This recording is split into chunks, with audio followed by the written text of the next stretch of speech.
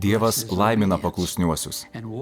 Vykdyti jo valią reiškia kiekviename žingsnyje aktyviai paklusti jam. Tikroji Dievo palaiminimų gausa atsiskleis danguje ir ji jūs tikrai nustebins. Jis palaimins jūs nelauktai ir netikėtai. Šiandien sužinosime, jog paklusnumas visuomet atneša palaiminimą. Kas kartą išgirdę, ką nors sakant žodį visada, pagalvojame, ar tikrai tas žmogus nori tai pasakyti, nes nedaug dalykų patenka į šio žodžio prasmių lauką. Jei paklausčiau, ką visada sakote, darote, kur visada einate, tai reikštų, ką nors, ką nuolat darote tuo pačiu metu, toje pačioje vietoje. Kitaip tariant, žodį visada vartojame net nesusimastydami. Sakome, aš visada darau taip ir taip, bet mes nedarome taip visada, nes visi esame žmonės. Dalykų, apie kuriuos galėtume pasakyti, kad juos darome visada, yra nedaug. Vienintelis asmuo, kuris nebejodamas gali tarti žodį visada, yra Dievas. Jis visada yra visagalis, visažinis, visur esantis. Mes žinome, kad jis niekada nepersigalvoja. Jis yra nesikeičiantis. Mes nė vienas negalime būti toks pastovus. Taigi, vartodami žodį visada, pagalvokite, ką jis iš tiesų reiškia. Tad prieš pasakydami visada susimastykite. Mes nesame visą laiką tokie patys, visą laiką negalvojame vienodai, taigi šį žodį turime vartoti labai atsargiai. Atsiverskite 24 psalmę. Šiandien aptarsime vieną svarbią tiesą, kad paklusnumas visada atneša palaiminimus. Pasakysite, galiu paliudyti, jog būna ir kitaip. Sutarkime taip, prieš prieidami išvadą, leiskite papasakoti, ko Biblija iš tiesų moko apie palaiminimus. Paskaitykime pirmas 24 psalmės eilutes. Žemė ir visa, kas joje, yra viešpaties. Pasaulis ir visi jo gyventojai, nes jis pastatė jį ant gilių vandenų ir įtvirtino virš požeminių upių. Kas gali įkopti į viešpaties kalną? Kas gali įžengti į jo šventąją buveinę? Tas, kurio rankos nekaltos ir širdis tyra, kuris netrokšta tuštybių ir apgaulingai neprisiekinėja artimui. Jis gaus viešpaties palaiminimą, teisų atlygį Dievo savo gelbėtojo. Pirmas klausimas, į kurį norėčiau atsakyti, ką iš tiesų reiškia būti palaimintam. Viskas, kas yra Dievo meilės ir gerumo išraiška mūsų atžvilgiu, yra palaiminimas. Tai apima labai daug dalykų, kurių daug kas nelaiko palaiminimais. Be to, tai neapima kai kurių dalykų, kuriuos žmonės kartais laiko palaiminimais. Tačiau viskas, kas yra Dievo meilės ir gerumo išraiška mūsų atžvilgių, išties yra palaiminimas. Šventajame rašte aiškiai pasakyta, jog paklusnumas visuomet atneša palaiminimą. Prieš sakydami, tik ne mano gyvenime, įdėmiai paklausykite. Prisiminkime pavyzdžiui Nojų iš Senojo testamento. Dievas liepė jam padaryti tai, kas atrodė beprasmiška. Pastatyti didelį laivą, kurį kartais vadiname arka. Bet jis paklausė Dievo ir buvo palaimintas. Kaip? Jis ir jo šeima išsigelbėjo nuo tvano. Kitas pavyzdys – Abraomas. Jam Dievas liepė palikti savo šalį, šeimą, draugus ir keliauti į nežinomą žemę, kurią jam parodys. Dievas jam rodė tik po vieną tolimesnį žingsnį. Abraomas galėjo sugalvoti daugybę priežasčių nepaklusti. Palikti šeimą, visa, kas man pažįstama, ir keliauti į nežinią? Bet jis pakluso. Ir dėl to tapo visos Izraelio tautos tėvu. Per tai buvome palaiminti ir mes, nes būtent per šią tautą atėjo Mesijas. Prisiminkime Dovydą. Dievas išrinko jį būti Izraelio karaliumi, Bet tuo metu jau buvo vienas karalius, kuris nenorėjo užleisti savo sosto ir dėl to daug metų bandė nužudyti Dovydą. Kartą Saulius buvo oloje ir nežinojo, kad ten buvo ir Dovydas. Dovydas turėjo galimybę nužudyti Saulių ir tučtuojau tapti karaliumi, bet jis to nepadarė, nes Dievas liepė to nedaryti. Jis nenužudė Sauliaus. 2 kartus Dovydas turėjo galimybę nužudyti Saulių, bet to nepadarė. Jis pakluso Dievui. Ir tai nebuvo lengva. Dovydas tapo karaliumi tada, kai atėjo tam Dievo skirtas laikas. Prisiminkime Paulių, kuris ilgus metus uoliai persekiojo visus krikščionis, nekentė jų ir visko, kas krikščioniška, norėjo sunaikinti pačią mintį apie Jėzų. Bet pakeliui į Damaską jam apsireiškė Dievas ir pašaukė jį. Keletą dienų Paulius buvo apakęs. Tada Dievas nusintė jį į dykumą iš naujo permastyti viską, ko išmoko būdamas žydų fariziejumi. Po šio susitikimo pasikeitė visa jo teologija. Priežastis buvo paprasta. Tas, kurį jis daugybę metų persekiojo, tapo visos jo teologijos centru. Pasikeitė visas Pauliaus gyvenimas. Dievas pakvietė jį skelbti Evangeliją pagonims, o tai žydui buvo pasibaisėtina. Paulius atsiliepė į šį kvietimą. Dėl to, kad jis pakluso, pasaulis pasikeitė. Dėl jo paklusnumo daug tautų išgirdo Evangeliją, atsirado labai daug bažnyčių, ne pastatų, bet tikinčių žmonių. Paulius pakluso Dievui. Bet ar buvo palaimintas? Taip. Galbūt kas nors pasakys, argi jis nebuvo įkalintas? Taip, buvo. Argi jo nebandė nužudyti? Taip, bandė. Jis turėjo daug priešų ir daug sunkumų su valdžia. Tai kaip Paulius galėjo būti palaimintas? Jeigu kalėjime sėdinčių ir laiškus filipiečiams, kolosiečiams ar efeziečiams rašančio Pauliaus būtumėte paklausęs, ar jis yra palaimintas, jis tikrai būtų atsakęs taip. Kaip galima būti palaimintam kalėjime? Noriu, kad pamatytumėte, jog visose šiose istorijose Dievas laimino žmonių paklusnumą. Tai šventojo rašto principas, tinkantis ne tik žmonėms, apie kuriuos skaitome Biblijoje, bet ir mums. Kai klausome Dievo, Jis visada mus palaimina. Galbūt kas nors pasakys, gerai, bet tu dar negirdėjai mano istorijos. Jūsų istoriją aptarsiu dar prieš tai, kol man ją papasakosite, nes tiksliai žinau, ką galvojate. Situacija gal nebus tiksli, bet aprėps ir jūsiškę. Dievas neklysta ir nežada to, ko nepadaro. Tai reiškia, kad kiekvieną kartą, kai mes jo sekėjai paklūstame jam, būsime palaiminti. Galbūt kas nors pasakys, aš ilgai meldžiausi, dariau tą ir aną, bet visai nesijaučiu palaimintas.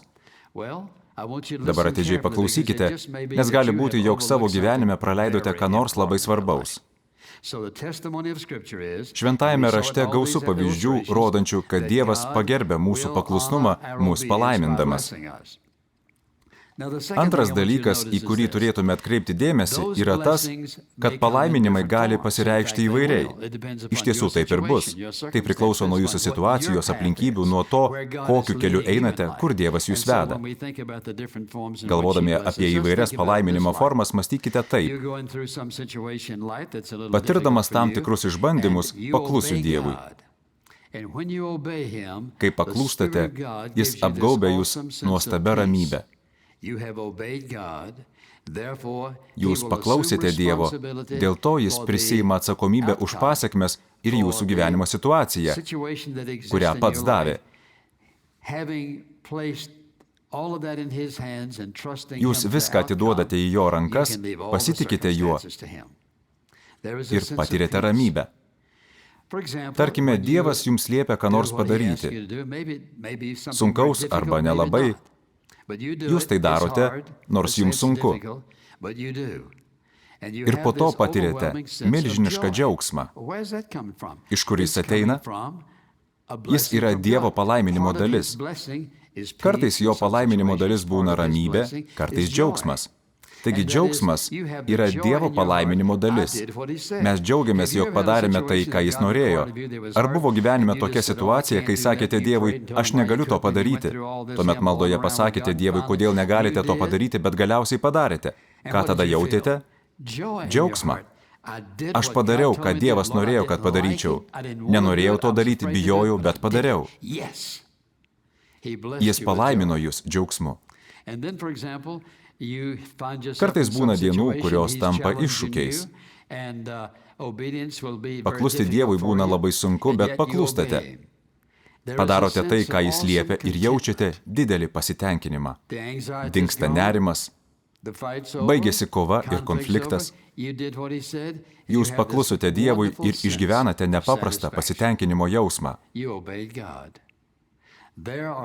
Aš ką tik paminėjau 3 palaiminimus, kurių dauguma žmonių nelaiko palaiminimais. Taip yra dėl to, kad dažnai palaiminimu laikome tik tai, ką galvojame gauti atlikę tam tikrus veiksmus.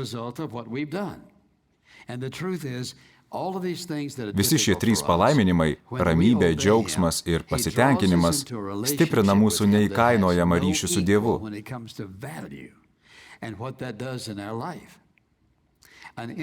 Artimas ryšys su Dievu yra vertingiausia, ką galime turėti.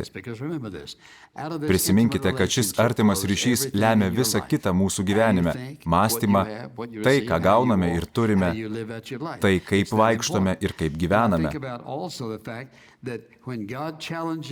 Kai paklūstame Dievo valiai, įvyksta dar vienas svarbus dalykas. Žengime didelį tikėjimo žingsnį. Kiek kartų buvome atsidūrę situacijoje, kai manėme, jog nieko gero neišeis, bet pasitikėjome Dievu ir išėjo kas nors puikaus. Taip auga tikėjimas ir ryžtas. Augame kaip krikščionys. Kitą kartą turėsite daugiau ryžto vykdyti jo valią. Anksčiau turėjote daugiau baimės, o dabar jau nebebijote, gal tik dvejojate. Padarote daugiau nei pats tikėjotės. Kas vyksta? Jūs augate dvasiškai. Gali būti ir taip, kad meldžiate kažko materialaus ir gaunate iš Dievo tiksliai tai, ko prašėte. Toks palaiminimas mums suprantamas. Aš jo pasitikėjau, prašiau ir gavau. Tačiau kaip dėl ramybės, džiaugsmo, pasitikėjimo, ryžto, dvasinio augimo ir artimesnio ryšio su juo? Argi šie dalykai nėra palaiminimas? O kasgi? Kartais neapsidžiaugiame Dievo palaiminimais, nes jų neatpažįstame. Dievo palaiminimu laikome tik gavę tai, ko prašėme. Tačiau kartais negauname, ko prašę. Esu prašęs Dievą dalykų, kurių Jis man nedavė. Bet davė tai, kas man buvo vertingiau, brangiau, maloniau nei tai, ko prašiau. Toks Jis yra. Jei paklūstate Dievui, visada būsite palaimintas. Bet noriu, kad pastebėtumėte, jog palaiminimas ne visada yra materialus. Kai pradedam geriau suprasti, kas yra tikras palaiminimas, tampame jautresni jo nematomiems darbams. Pradedu suvokti Dievo darbus, net kai nematau jo darančio ką nors būtent dėl manęs. Jo palaiminimai yra čia, ir aš suvokiu jo buvimą ir veikimą savo gyvenime. Paklusnumas visada atneša palaiminimus, bet kai kuriuos patirsime vėliau. Omenyje turiu amžinuosius palaiminimus. Šiais laikais dauguma žmonių visko nori dabar. Kitaip tariant, jie nori gauti visus palaiminimus čia ir dabar. Tiesa ta, kad patys didžiausi palaiminimai mūsų laukia tada, kai susitiksime su Dievu. Ar jūs toks žmogus, kuris visko primiktinai reikalauja? Dieve, aš noriu šito, tikiuosi gauti aną. Jei tu to nepadarei, manau, kad neišgirdai manęs. Aš nebuvau palaimintas. Taip mąstydamas praleisite vieną nuostabiausių dalykų, kurį Dievas jums siūlo. Jis mąsto kitaip nei mes ir kai padaro kitaip nei norime, manome, kad čia kas nors ne taip. Bet iš tiesų viskas yra gerai. Dievas mums paruošęs palaiminimus ateityje. Dažnai manoma, kad paklusnumas sukelia kančią ir sunkumų, kurie eina prieš palaiminimus. Tai, ko Dievas nori, mums gali būti sunku, skausminga, nemalonu. Manau, kad daug žmonių daro tokią klaidą. Jei jų gyvenime atsiranda sunkumų ir viskas yra ne taip, kaip norėtų, jie susierzinę klausia, Dieve, kur tu esi? Jis yra ten, kur ir visada buvo. Atsimenate, ką jis pasakė? Aš tavęs niekada nepaliksiu ir neapleisiu. Dabar jūs sakysite, jei jis manęs nepaliko ir neapleido, tai kodėl nepadarė to, ko aš norėjau? Ar tikite, kad jis yra visagalis ir visažinis? Taip. Ar tikite, kad jis jūs be galo myli? Taip. Ar tikite, kad jis žino, kas jums geriausia? Na, taip. Kartais mes dvejojame dėl paskutinio klausimo. Tai, ką jis daro jūsų gyvenime, vėliau bus didelis palaiminimas. Ar suvokite, kad Dievas jau dabar daro tai, per ką būsite palaimintas? Esate kūniškas, o jo palaiminimai yra dvasiniai, emociniai. Bet jie tokie pat tikri. Dėl to dabar labai daug žmonių visko skundžiasi ir pamiršta savo palaiminimus. Kartais sutinkame žmonių negalinčių matyti, girdėti arba vaikščioti, bet jie atrodo labai laimingi ir mes nesuprantame, kaip taip gali būti. Būdami akli, jie mato tai, ko mes nematome. Ir būdami kurti išgirsta tai, ko negirdi kiti. Dievo palaiminimai nėra apriboti šiuo gyvenimu, nėra apriboti tų dalykų, kurie mums atrodo labai labai svarbus. Galbūt kas nors pasakys, patiriu daugybę sunkumų, kaip per juos Dievas mane gali palaiminti. Koks jo tikslas? Jei pamatyčiau tikslą, pasijusčiau geriau. Įvardysiu vieną tikslą. Jis nori atvesti mus į tokį tašką, kai pasitikėsime ne savimi, o tik juo ir priklausysime tik nuo jo. Niekam nelinkiu patirti skausmo, sirgti, kentėti, ką nors prarasti, bet daug žmonių mūsų dienomis tai patiria. Jie praranda savo darbus, namus, automobilius, nebūtinai dėl to, kad kažką darė ne taip. Tokioje situacijoje žmogus turėtų kreiptis į Dievą. Nesakau, kad žinau, kaip jūs jaučiatės, bet žinau vieną. Gyvenime prisikentėjau pakankamai ir supratau, jog svarbi tinkama reakcija. Gal teks pripažinti, Dieve, nesuprantu to, kas vyksta. Man tai nepatinka, man reikia tavo pagalbos. Prašau, pakeisk mano padėtį.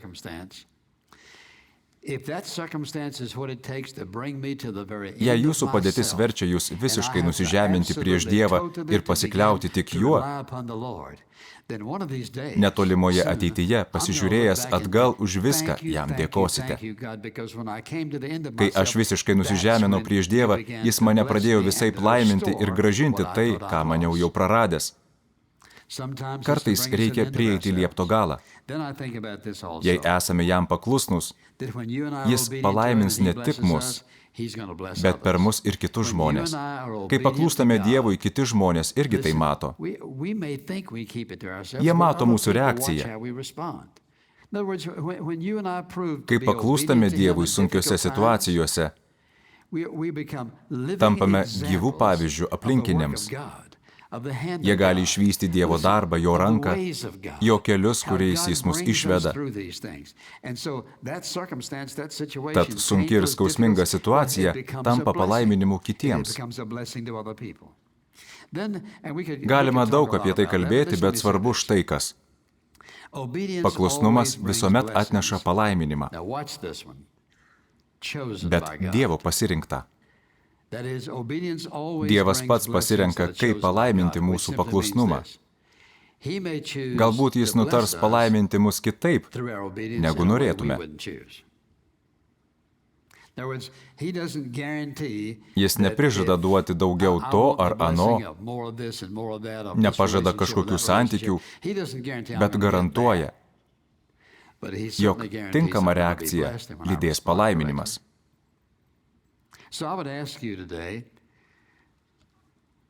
Ką Dievas turėtų pakeisti jūsų gyvenime,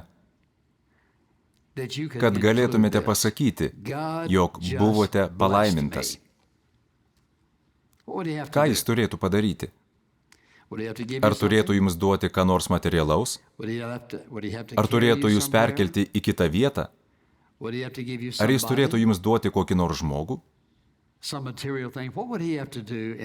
Ką jis turėtų padaryti, kad galėtumėte pasakyti, Dieve, visą širdimi tikiu, kad palaiminai mane? Ar galėtumėte pasakyti, Viešpatie, tu laimini mane skausme? Savo praradime aš matau tavo palaiminimą. Tu trauki mane prie savęs. Išsijoji iš mano gyvenimo tai, ko neturėtų būti. Ačiū tau, Tėve, kad palaiminai mane šlifuodamas ir genėdamas, kad darai mane panašesnį į save. Ačiū, kad per skausmą ir sielvartą pašalinai nudžiūvusias šakas, kad taip mane pamilai, jog patraukė viską, kas trukdė man eiti tavo keliu. Ar galėtumėte tai pasakyti? Jei taip, tai suprantate, kas iš tiesų yra Dievo palaiminimas. Dažniausiai ne tai, ką galime paliesti ir pamatyti, o tai, kas padeda geriau pažinti, koks yra Dievas. Dievas turi jums individualų kelią. Niekas išskyrus jūs negali juo eiti. Nebūtinai rasis bendražygių. Tai jūsų kelias. Jei eisite tuo keliu, būsite palaimintas. Dievas laimina paklusnumą. Jo valios vykdymas yra paklusnumo ženklas. Jis palaimins jūs įvairiais būdais, kurių visų nesužinosite, kol nepateksite į dangų. Jo palaiminimai jūs nustebins, jie bus nelaukti ir netikėti. Jie taps palaiminimu kitiems.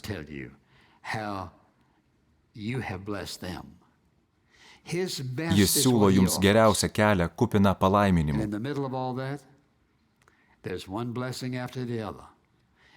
Gal teks kentėti ir būti palaimintam, gal džiaugtis ir būti palaimintam, bet turime pasirinkti visiškai nusižeminti prieš jį, kad jis galėtų mus palaiminti geriausiu būdu. Galbūt nesate krikščionys ir sakote, kaip galėčiau tai pritaikyti sau? Niekaip. Tuomet kaip galiu tai pakeisti? Ogi štai kaip. Turite pripažinti, kad ėjote savo keliu per duobes, potvinius, audras. Pripažinkite, kad tik klaidžiojote klystkeliais.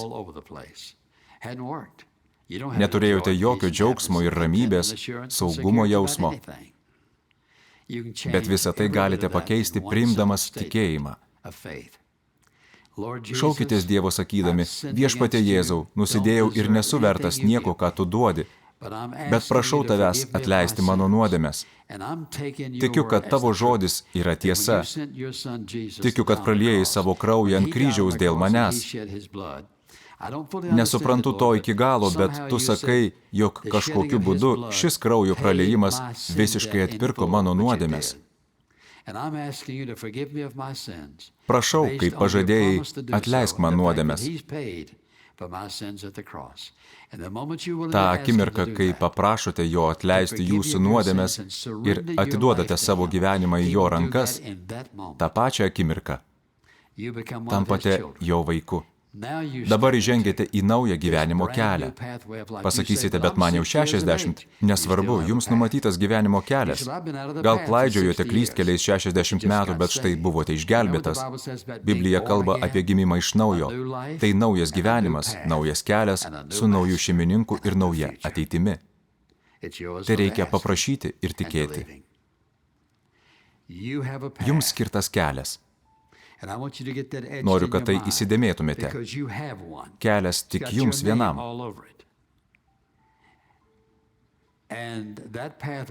Tai geriausias, pelningiausias, laimingiausias kelias, suteikiantis ramybę ir pasitenkinimą.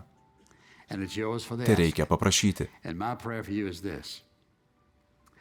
Meldžiu, kad prieš užmigdami šį vakarą pakeltumėte akis į Dievą ir tartumėte jam: Dieve, nežinau, kur tavo kelias mane nuves, bet noriu žengti juo. Noriu geriausio, ką esi man numatęs. Niekas neprilygsta tam, ką Dievas yra paruošęs jūsų gyvenime.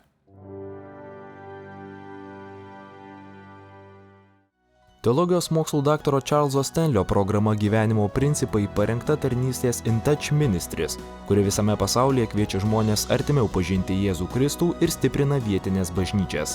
Iš Dievo malonės ši programa tapo įmanoma jūsų maldų ir aukų dėka. Lietuvišką gyvenimo principų įgarsinimą jums dovanoja Alytaus baptistų bendruomenė.